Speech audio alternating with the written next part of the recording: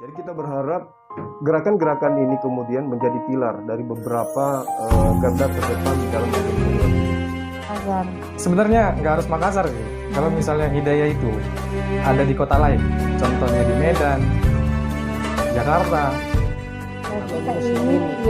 Kita ini mereka sudah menempuh jalan seperti itu. Kita ini sebenarnya harus lebih kuat dari mereka. Kita harus bisa jadi kasih sama bantu mereka untuk bisa menjadi lebih baik. Astaghfirullah minal khotoya. Assalamualaikum warahmatullahi wabarakatuh, sahabat Makassar Mualaf Center Indonesia (MMCI). Hari ini kami akan mengobrol bareng dengan Nanda Yusuf Christopher. Selama keberadaannya di Makassar, dikepoin aja mau tahu sejauh mana Nanda Yusuf ini selama di Makassar itu aktivitasnya ngapain aja. Terus apakah selama tinggal di Makassar itu sudah tenang? Itu aja. Bagaimana Nanda Yusuf? Sudah berapa lama tinggal di Makassar? Waalaikumsalam warahmatullahi. Kalau tanggal 1 ya, kemarin ya, tanggal 1 ke sini 1 berarti Juli terhitung. berarti ya? Ya, terhitung sudah 2 bulan lebih sih. Juli, Agustus, September. Masuk Oktober sekarang ya? Iya. Ya, berarti sudah 2 bulan lebih ya? Iya, betul sekali. Oke, selama ini Nanda Yusuf itu tinggal di mana sih sebenarnya? Tempat Di tinggal. Makassar, ya tempat tinggal. Tempat tinggal, dibilang Dengar-dengar tempat sih tinggal. soalnya tempat tinggalnya banyak banget ya? Iya, banyak banget jelas. Ah. Ada lebih dari 3. Oh iya, ya, alhamdulillah. Tapi senang di tempat, ketiga tempat itu senang ya? Iya, senang. Oke. Benar, senang sekali. Terus sudah beradaptasi dengan orang-orang Makassar juga? Sudah banyak sih, udah banyak orang yang saya temui, saya ajak ngobrol awalnya itu, terus lanjut ke lebih silaturahmi seperti itulah ya, Ya. saling kenal, makin erat, berbagi cerita gitulah. Saya banyak belajar dari orang. Oh, berarti orang Makassar gimana menurut Nanda Yusuf itu? Ramah kah? Atau gimana? Keangkuh kah? Atau cuek kah? Atau seperti apa di mata Nanda Yusuf? Orang Makassar. Iya.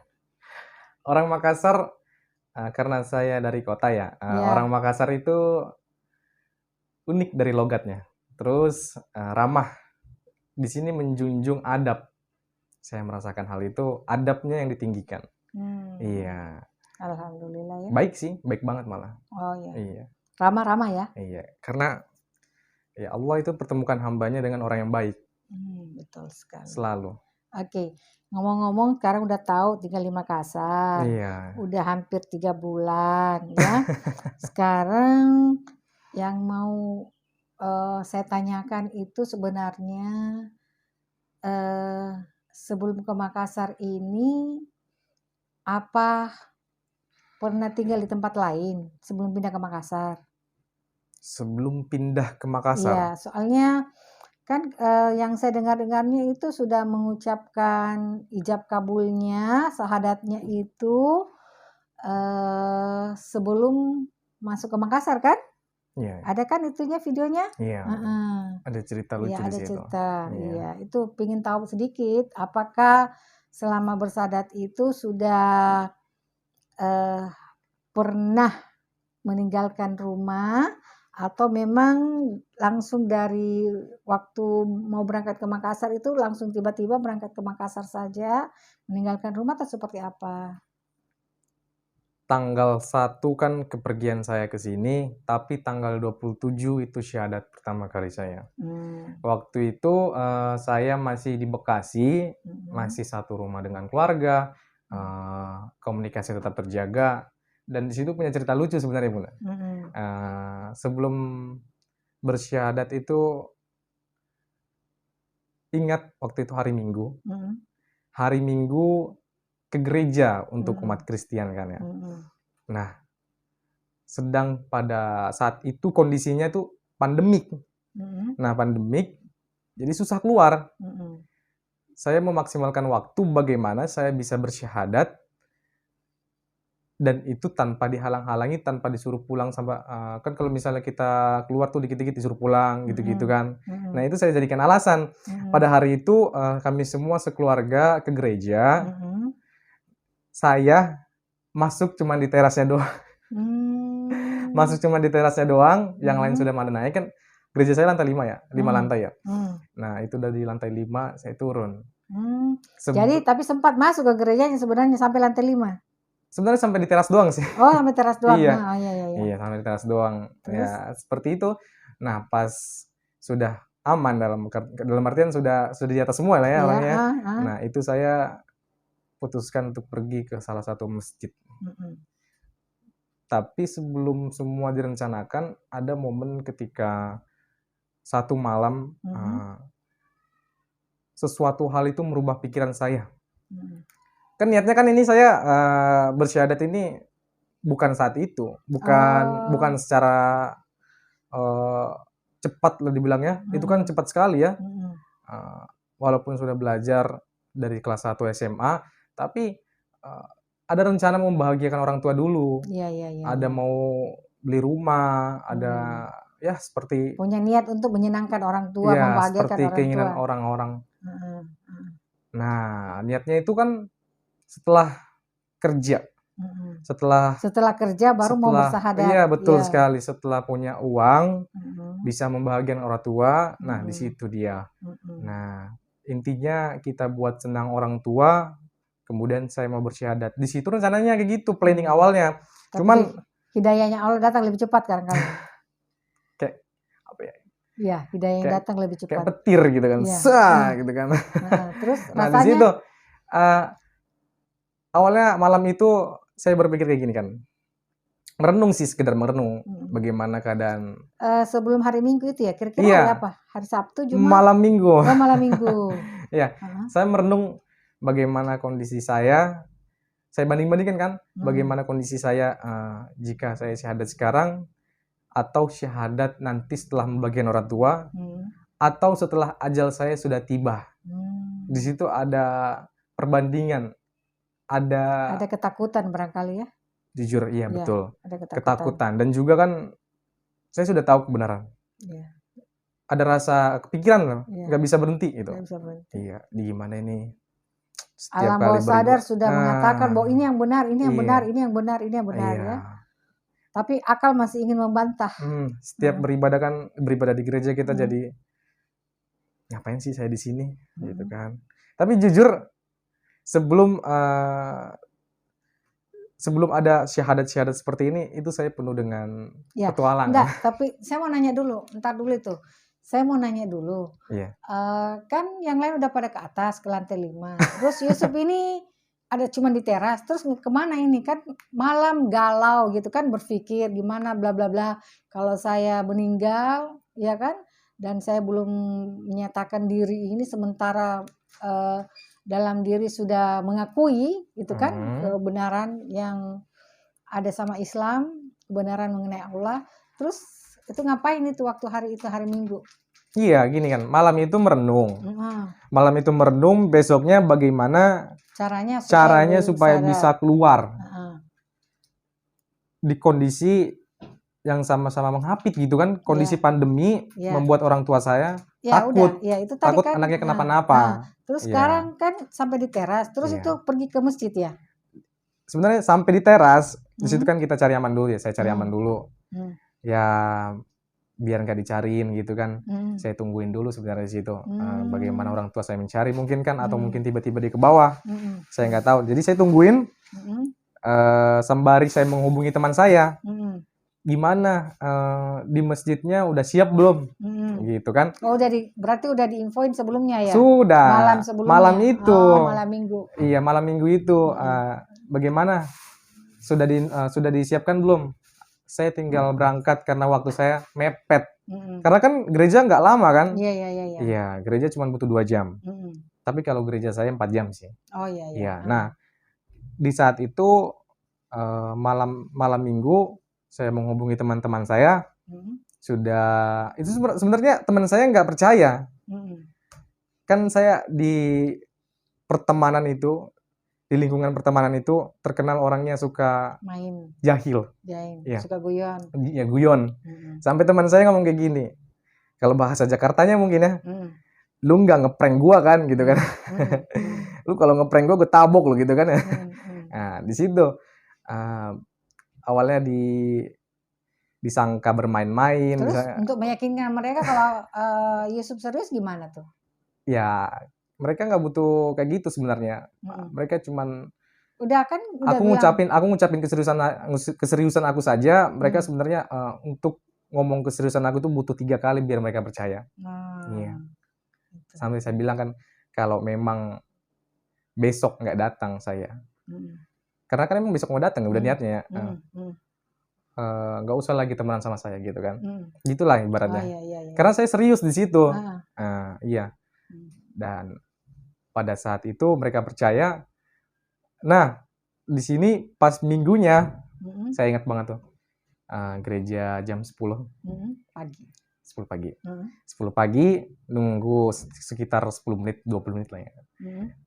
Bagaimana biar aman, saya kasih tahu ke abang, saya mau ke kamar mandi sebentar gitu kan, biar nggak dicariin. Nah, itu saya sengaja ambil bangku paling belakang, saya ngomong kayak gitu.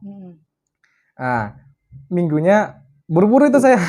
Setelah itu semua udah disiapkan, udah matang di sana. Di gereja saya udah matang juga kan persiapannya, udah langsung. Wing, berangkat naik motor. Gimana? Udah ayo, langsung dibawa ke masjid. Ternyata teman saya ini, saya sebutlah Mr. X ya. Teman-teman saya ini udah ngasih tahu kabarnya ke keluarganya. Jadi yang menemani saya untuk bersyahadat itu bukan cuma mereka berdua. 2 keluarga sekaligus.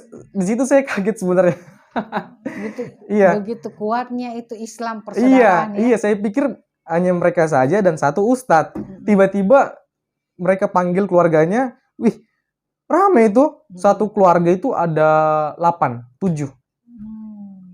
Jadi keluarganya itu rame-rame, sama ada bapak temannya saya. Dia benar-benar rela, padahal dia lagi di luar, dia buru-buru pulang. Saya salut banget sih asli. Di situ kan udah mulai wow gitu kan. Nah, pas ke masjid itu zuhur dulu kan, saya di luar gitu, nungguin mereka selesai sholat. Nah, pada saat itu disuruh masuk. Oh, jadi bersyahadatnya itu setelah salat zuhur ya? Ya, setelah sholat zuhur, karena udah azan kan ya, sudah waktunya sholat. Gak mungkin kan dibatalin cuma mau bersyahadat ya, karena nah jam 12 itu bagaimana saya menunggu di situ kan, deg-degan gitu kan ya. Ada kayak gimana nih, ini sadar nggak sih gua gitu, sadar nggak sih gitu kan, takut dapat panggilan juga kan. Iya, sadar nggak sih ini dan juga kan kondisinya saya kepepet gitu kan, nggak punya waktu banyak. Jam 10, 11, 12 sebenarnya pulang jam 1 gereja saya. Iya. Kebetulan jadi harus ada di sana kan sebelum jam 1 itu. Iya, betul. Jadi bagaimana mengatur strategi di situ, ya Allah menolong. Timingnya pas, tepat. Di situ habis pada zuhur, disuruh ke dalam kan, disuruh ke dalam masjid.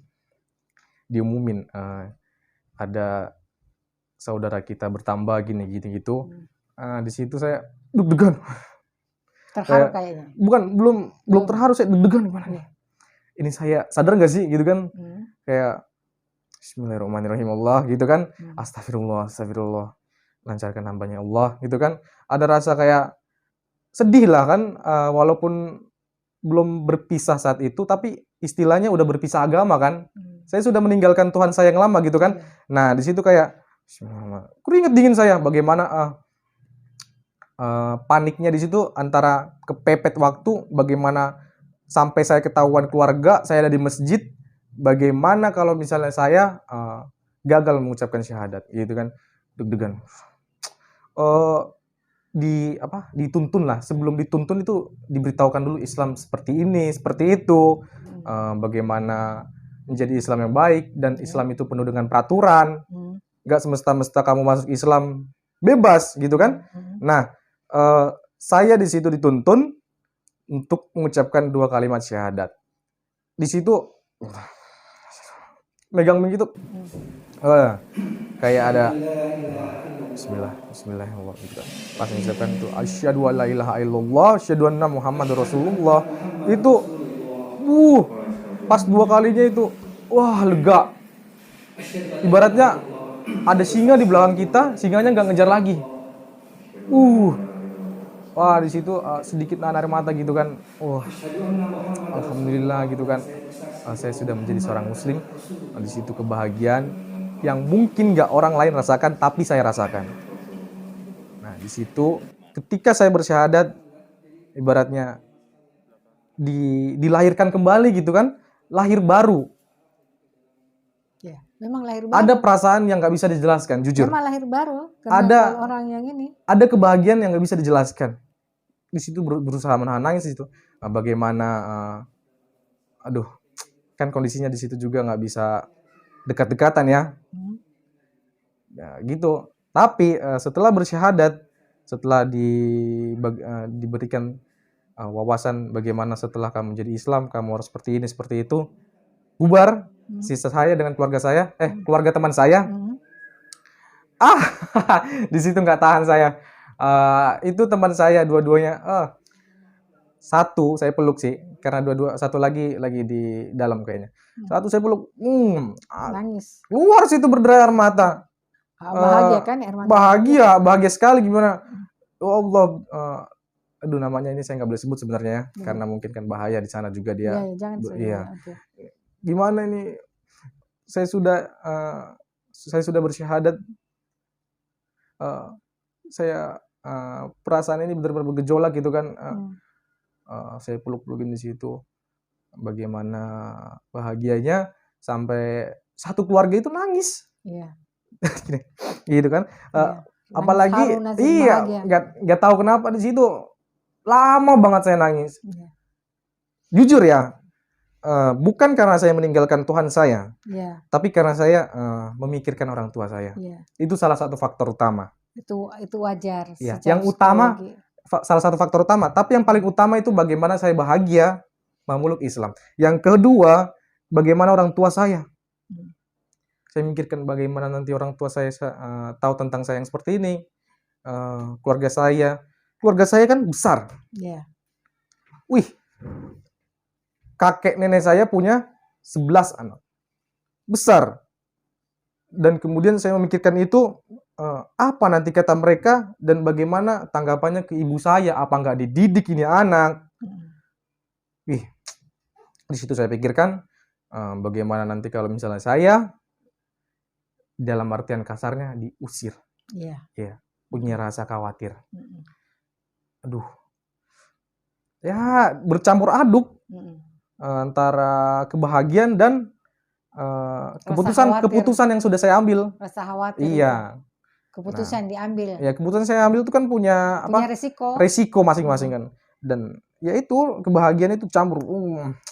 Lama saya nangis di situ sampai itu keluarga rela nungguin saya. Iya, keluarga rela nungguin saya untuk selesai nangis. Oh, iya. Ya, ibaratnya kayak anak kecil, bener-bener kayak wah. Terus nggak bisa dijelasin lah. Itu belum dapat telepon dari keluarga ya. Kamu di mana nih? Belum. Nah, itu dia. Setelah saya nangis itu lama, saya pikir ini pasti sudah pulang gereja. Lama saya nangis itu sampai itu. Bahkan setelah nangis masih dinasihatin. Dalam artian itu kan makan waktu lagi ya. Nah, dinasihatin, udah nak, kalau misalnya kayak gitu nanti kami siap buka pintu sama kamu. Kami siap memberi makan kamu selama kamu bisa menguatkan diri gitu kan. Ibaratnya mereka berusaha memfasilitasi. Iya. Itulah kebaikannya salah satunya. Dari situ saya merasakan pertama kali bagaimana persaudaraan ya dibilangnya. Islam yang sangat kokoh persaudaraannya ya. Kuat. Begitu ya. Bagi saya kuat. Iya, kuat.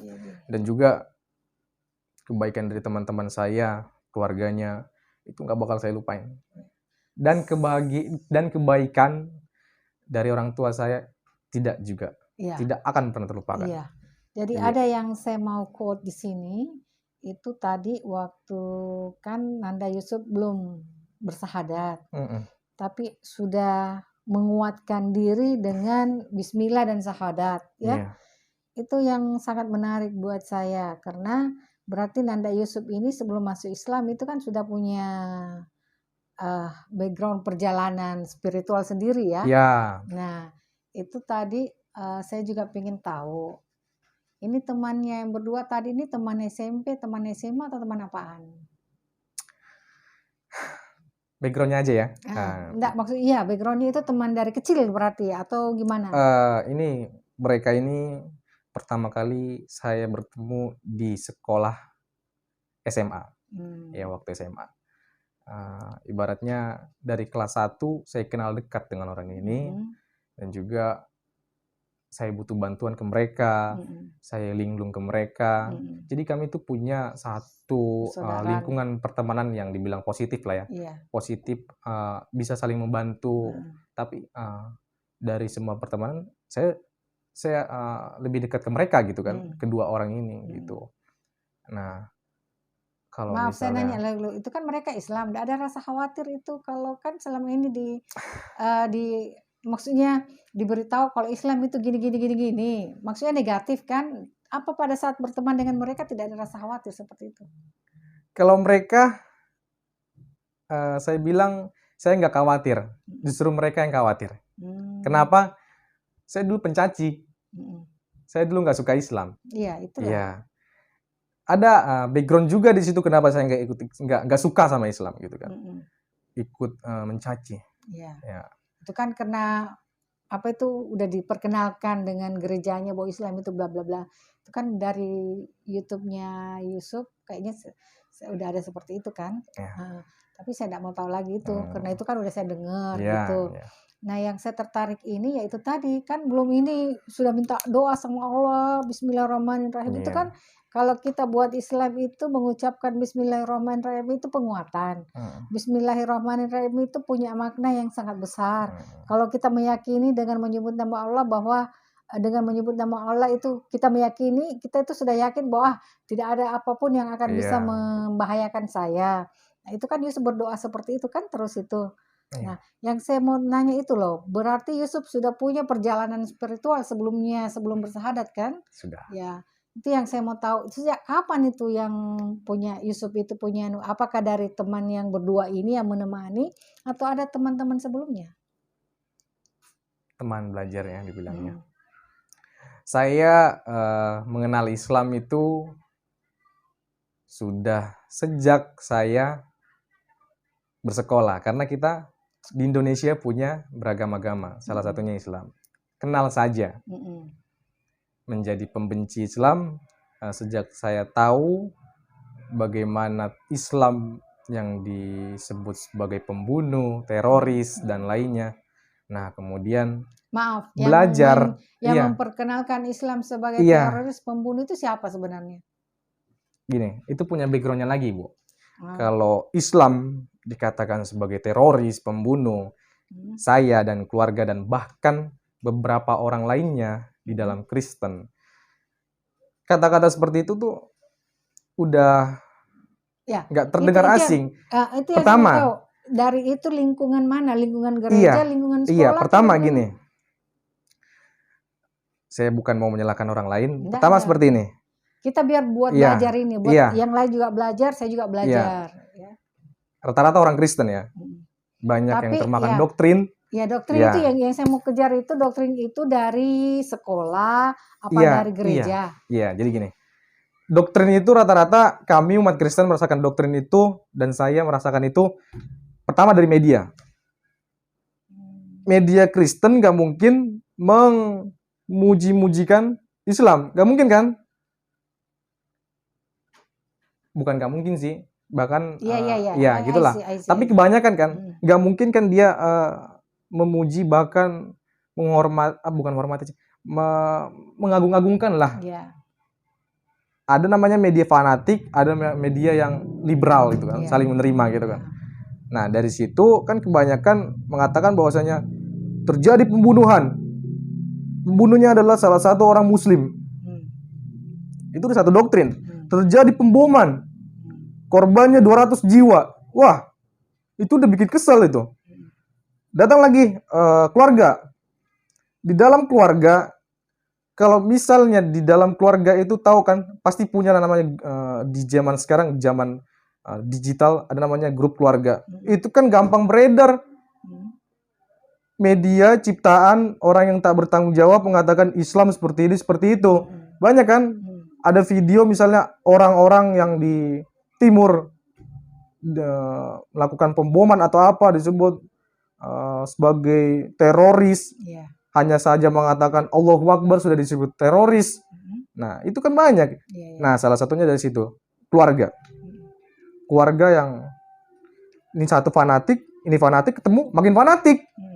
Dan di situ cepat cepat sekali itu. Masuk ke dalam diri kita cepat sekali itu. Doktrin seperti itu. Nggak ragu. Kemudian saya nggak suka dengan perilaku Islam yang seperti ini orang beribadah 5 kali sehari tapi seorang teroris gitu kan, kayak punya rasa benci sekali dari situ. Itu dari media, Iya, itu dari media dan dari keluarga. Ini ya? karena kita sudah terdoktrin melihat mereka seperti ini kayak, apalagi saya di gereja Dapat dibilang informasi juga ya. seperti itu. Tapi tunggu dulu, saya di gereja kan diajari untuk memberitakan Injil, memberitakan kasih Tuhan. Nah, bagaimana saya melihat teman-teman saya yang disebut sebagai pengikut ajaran yang sesat dulu ya. Itu perkataan saya. Biar mereka ini sadar. Padahal di situ sebenarnya saya nggak sadar. Orang Islam ini dikatakan pengikut ajaran yang sesat. Iya, saya dari hati saya ngomong kayak gitu. Karena saya melihat sudah ada doktrin. Nah, kemudian selain daripada itu di tempat ibadah. Di tempat ibadah ini udah umum lah ya. Udah umum. Mereka ini penyembah orang-orang penyembah Tuhan yang sesat. Mereka ini segala macam gitu kan. No. Ada kabar misalnya ada kabar pemboman. Tunggu dulu, saya mau quote dulu. Mereka ini adalah penyembah sesat. Maksudnya itu apa? Ya, karena kan beda agama nggak mungkin dibenarkan kan. Saya tahu, tapi dari dasar apa sampai ada statement bahwa mereka ini penyembah sesat? Apanya itu? Bukan berdasar apa? Karena orang Kristen meyakini satu Tuhan adalah yang benar, Tuhan Yesus. Iya. Bukan dasar apa? Di luar itu sesat. Iya. Jadi walaupun ibu bilang agama Islam itu agama yang paling mulia, bagi orang Kristen bukan. Kristen yang mulia. Nggak bisa. Jadi seperti itu. Ya udah didoktrin kan, masuk. Nah dari Sebenarnya situ. kita sih bukan doktrin kalau kita. Enggak, saya sudah didoktrin. Iya. Kalau saya juga mau menjelaskan biar yang lain tahu paham gitu loh, bahwa kita itu tadi apa tuh bukan kita mau mendoktrin orang. Memang kita jelas dalam ayatnya ada gitu loh. Bukan kita mau kita memang ada pegangan. Kita pegangannya itu Al-Quran dan hadis. Nah itu kan yang kita pegang di situ bukan bahwa kita ini mendoktrin orang, tidak. Makanya kita hanya memberitahu bahwa dan kita tidak bisa memaksakan agama kita kepada orang lain. Kalaupun kita menyampaikan, jadi yang itu tadi yang saya tertariknya itu. Lanjut. Itu tadi saya bilang. Saya melihat teman-teman saya kayak ibaratnya lu ngapain sih?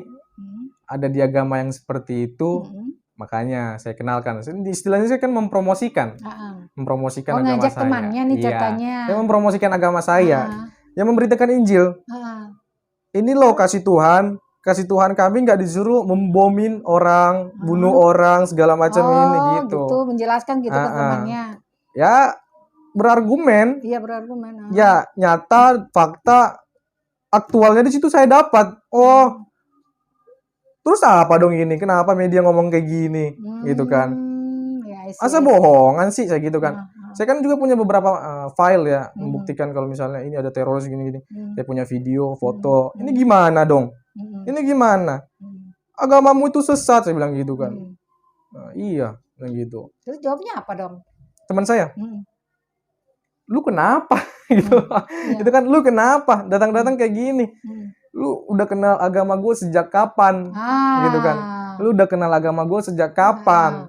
Terus saya bilang, sejak saya sekolah, saya kenal agama kalian. Itu kan. Kayak di awal saya bilang, ada beberapa agama dan saya tahu. Nah gitu. Terus? Lu tahu Islam itu udah sampai mana gitu kan. Tadi kan kenal dari mana, sekarang sampai mana gitu. Sampai mana? Ya sampai sini. Agama kalian itu agama yang seperti ini, saya bilang gitu kan. Ini file atau berita seperti ini lu dapat dari mana? Ini kan. Ya pastinya resmi lah. Di situ saya pede ngomong resmi gitu kan. Ya saya berusaha menyadar-nyadarkan mereka, padahal saya nggak sadar. Iya, nggak apa-apa. Nah, terus? Nah, di situ antara bertukar pikiran, memberikan fakta yang sesungguhnya, di situ bertukar pikiran tapi ngotot nih ya. Iya, ngotot. Saya kan masih Kristen. Iya. Bahkan sampai kelas 11 pertengahan lah. Itu saya masih 11 itu menjajakan. Kelas 11 pertengahan, berarti umurnya 17-18. Kelas 2 SMA berarti ya? Iya, kelas 2 SMA, kelas 2 SMA pertengahan lah gitu ya. Nah, di situ saya masih menjajakan firman Tuhan. Itu saya sebut firman Tuhan dulu itu. Iya. It's okay. Iya. Nah, terus? Iya, seperti itu. Saya masih tetap ngotot. Ya, karena kan memang tujuan awal untuk memberitakan Injil kasih, untuk mengasihi. Cuman saya kebalikannya, saya dikasihi. Terus gimana? Jadi pengetahuan kamu sudah sampai mana? Kamu mengetahui Islam sejak kapan? Terus kamu gimana jawabnya? Iya, saya jawab biasa aja. Saya tahu Islam ini, seperti itu karena media mengatakan. Bagaimana kamu nggak tahu sedangkan saya sudah tahu lebih dahulu? Kamu nggak tahu tentang agama kamu. Saya berusaha menjatuhkan gitu. Terus jawaban dia apa? Yang bisa membuat Yusuf sampai punya berpikir loh gitu. Ada flashback gitu, bisa berpikir kok ini. Oh, jadi seperti itu lebih ke belum. Dalam artian masih kayak nggak percaya. Iya, masih kayak enggak, ini beneran. Saya ngasih bukti, kamu nggak ada bukti, gitu kan? Ya kan? Nah, di situ aku merasakan bagaimana mukjizat Allah bekerja. Dalam artian, saya membuktikan inilah buktinya. Ada pembunuhan misalnya, ada pemboman. Mereka membuktikannya dengan apa? Dengan kasihnya, kasih Islam. Mereka merangkul, mereka nggak ngomong, ih lu ngejek agama gua lu, gitu kan. Mereka nggak, kalau mungkin saya ketemu yang jahat udah ditendang saya, iya kan? Iya. Udah ditebas saya, tapi mereka merangkul. Bukan gitu gini. Saya tetap ngotot gitu kan. Lu gimana bisa gitu? Omonganmu nggak ada alasan, nggak ada bukti. Ini udah ada bukti saya gitu kan. Ibaratnya saya tetap ngotot gitu kan, ngasih tahu. Sembari memberikan bukti, saya tetap ngasih tahu. Jadi gini, sebenarnya lu salah dalam jalur. Kembali lagi ke Kristen, saya balikin. Ini bukan ajaran kasih.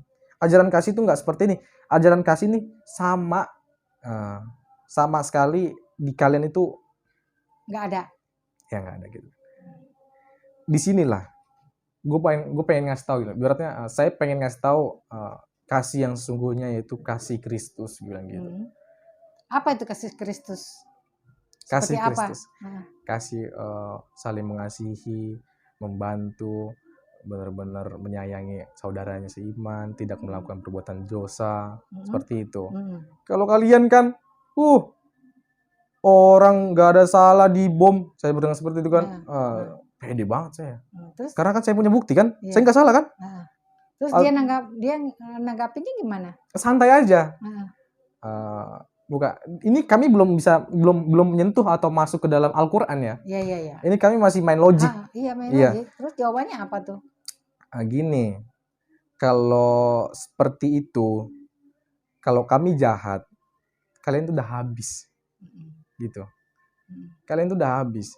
Jadi jangan dulu sebut Islam sebagai penjahat, gitu. Pelan sekali nadanya. Kami ini di sini orang-orang yang beriman kepada Allah. Bukan mayoritas, di situ nggak bahas, di situ benar-benar kayak merendah.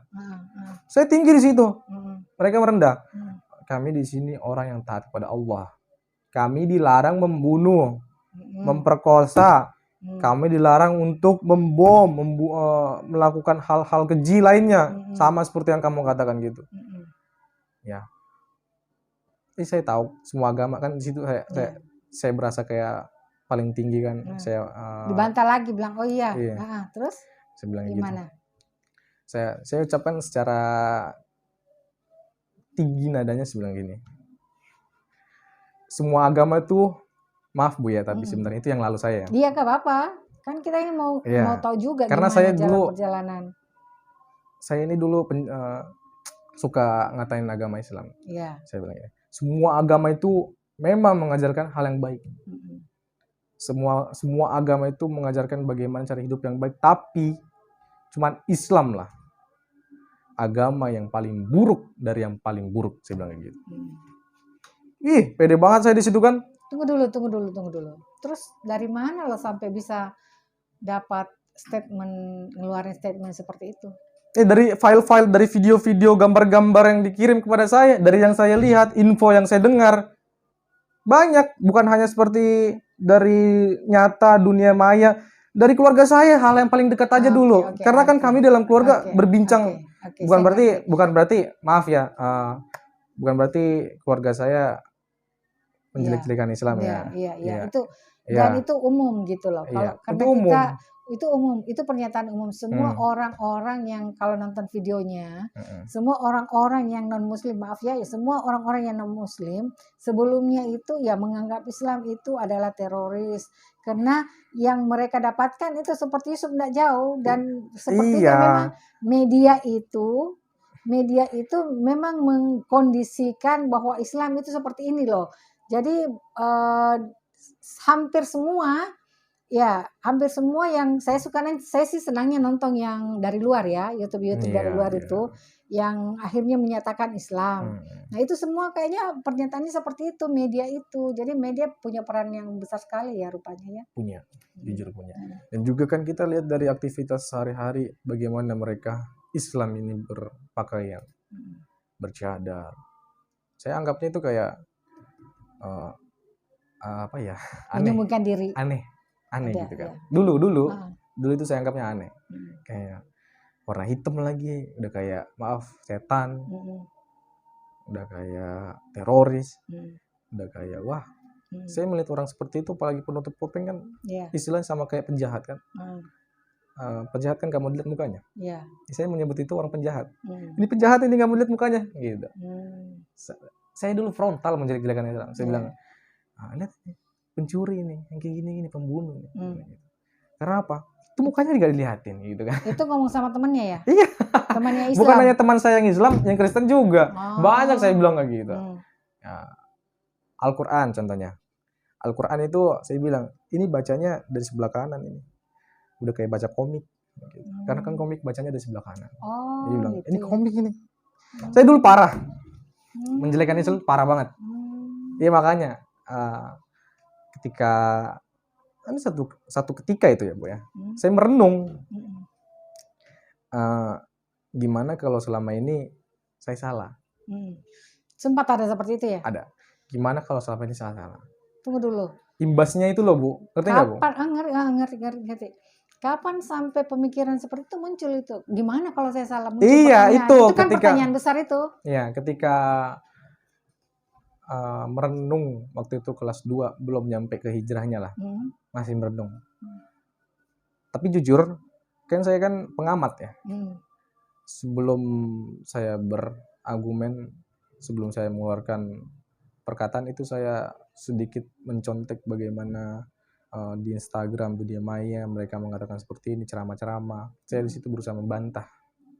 Iya, saya mencari celah. Oh berarti entar dulu.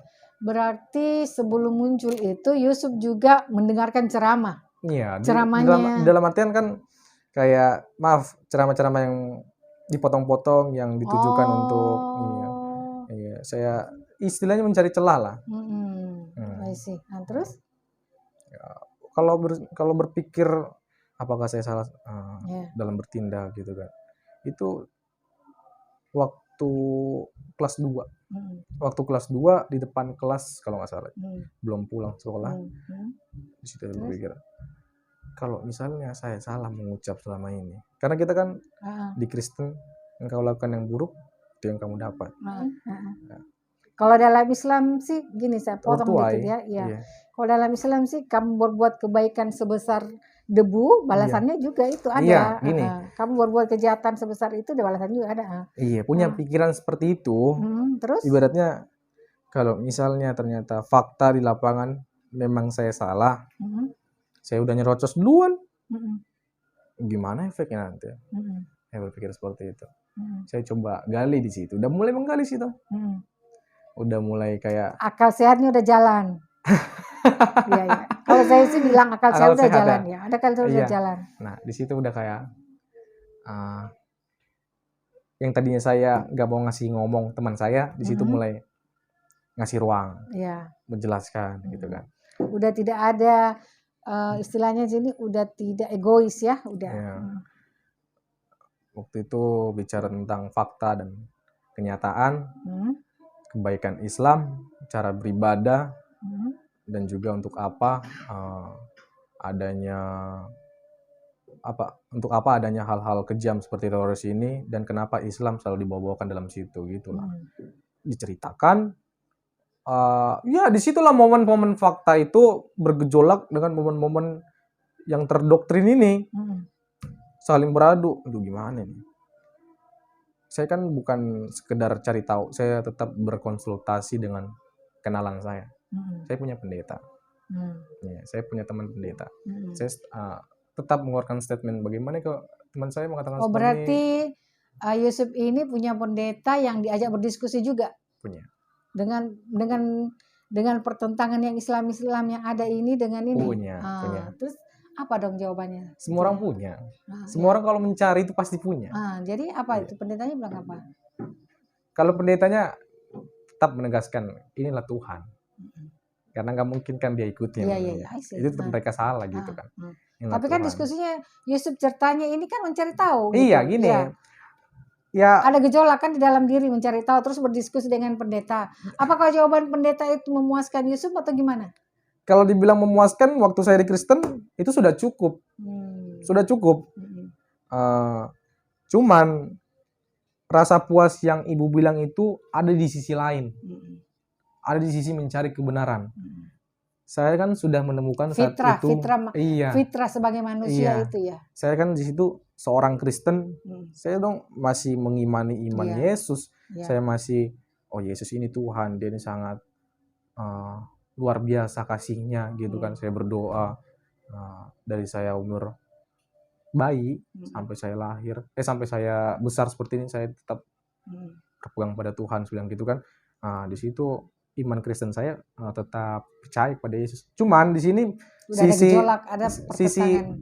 dibilangnya sisi kontradiksi yang tadi masih ada. Itu punya cerita lain. Itu punya cerita lain karena saya udah kebanyakan tahu fakta di lapangan dari teman saya mencoba berargumen dengan orang yang lebih tahu.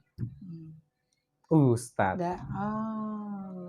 Ustadz. Di mana ketemu ustadznya? Siapa yang memperkenalkan ustadznya? Saya sendiri.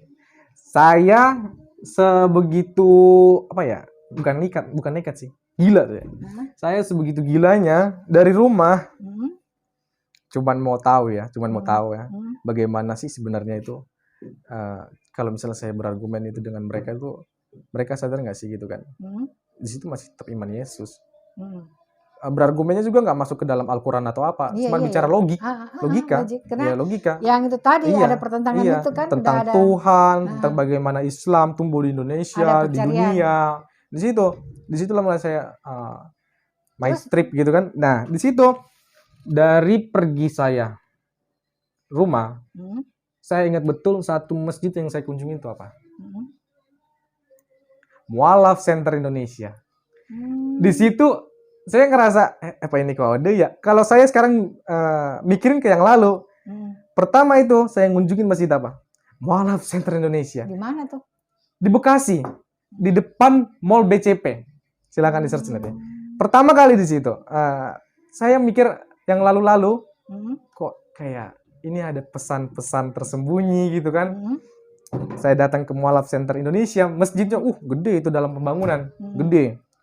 Masuk, cuman di situ lagi acara pengajian. Ada ustadz satu. Nah, di situ ustadznya orang Batak. Sama dong orang Batak. Saya lupa namanya jujur. Nah, saya masuk, saya cuma dengar ceramahnya. Mereka nggak tahu saya orang Kristen gitu kan. Nah, di situ mereka pulang, saya stop nih ustadz. Kamu, bukan gitu lah. Sebentar Pak, gitu kan. Saya kan terkenal Batak. Batak. Sama Makassar ya. Iya, gitu kan. Terkenal Batak lah gitu. Tapi orang dari Jakarta gitu kan. Batak. Sini kamu gitu kan. Saya mau ngobrol sama kamu, boleh gitu kan. Gini. Cuman di situ nggak puas. Nggak puas ngobrolnya. Apa yang diobrolin sampai nggak puas? Iya. Nggak nanya. Bukan dulu. masalah ngobrolin apa. No. Bukan masalah ngobrolin apa. Waktu itu hal yang bikin saya nggak puas itu Ustadz ini punya kepentingan yang benar-benar genting. Yang benar-benar harus pergi dari situ. Oh gitu. Kirain diskusi yang nggak memuaskan. Iya, enggak, tunggu dulu Bu. Ini dia perjalanan saya yang saya sebut perjalanan ini benar-benar perjalanan. Punya urusan yang mendadak. Saya bilang, sini saya minta kontakmu. Dikasih. Saya berkomunikasi tapi agak jarang balasnya. Di situ saya pergi dari satu masjid ke masjid 2. Masjid kedua yang mana tuh? Masjid kedua kalau misalnya kita mengarah ke Pekayon. Gimana jelasinnya? Jalan Pekayon, ada namanya Jalan Pekayon yang besar gitu kan. Nah, Bekasi juga? Bekasi, tetapi Bekasi. Ini masjid Pekayon. Nggak ada orang. Ustadz nggak ada. Maju lagi ke masjid ketiga. Masjid ditutup. Keempat, saya masuk ke masjid LDII. Saya masuk ke masjid LDII. Ini masjid apa kok? Saya sempat duduk di situ, saya ngerasain ada kayak nggak biasa gitu. Adem. Pergi saya dari situ.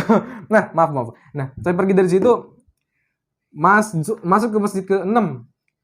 Di situ saat sholat sholat zuhur kayaknya. Sholat zuhur. Cuman imannya juga sama. Masuk ke masjid 7, di situ saya ketemu. Masih saya ngomong bagaimana tentang ketuhanannya, bagaimana menurut kamu Alkitab, apa yang salah sebenarnya? Sempat, tapi ngobrol di situ dilayanin. Layanin. Dalam sehari itu berarti ada 7 masjid ya? 7 masjid. Masya Allah. Besoknya ada 1 masjid lagi, saya ke situ lagi. Nggak puas ngobrol semua. Tapi masih yang masjid ke-7 itu? Iya, betul. Terus? Saya kan janjian gitu kan. Ayo kita ketemu lagi gitu kan. Iya. Terus? Karena udah habis waktu, udah sore. Terus? Bisa-bisa saya dipanggil ibu kan. Wah, bahaya kalau sampai mereka tahu saya di masjid kan. Nah, di situ besok saya datang lagi. Di situ bercerita tentang bagaimana Alkitab. Jam berapa tuh janjiannya? Tetap pada duhur. Pada duhur. Iya. Nah, janjiannya itu dalam artian coba sebutkan kesalahan di Alkitab gitu kan. Terus? Dia membawa argumen bagaimana saya punya Tuhan 3 kan.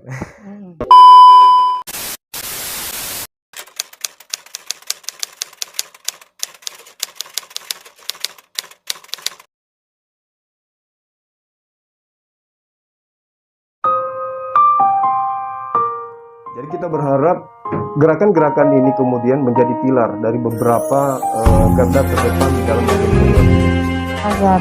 Sebenarnya nggak harus Makassar sih. Kalau misalnya hidayah itu ada di kota lain, contohnya di Medan, Jakarta.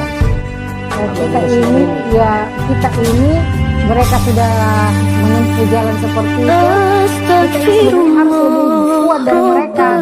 Kita bisa membantu mereka untuk menjadi lebih baik. Astaghfirullah minal khotoya.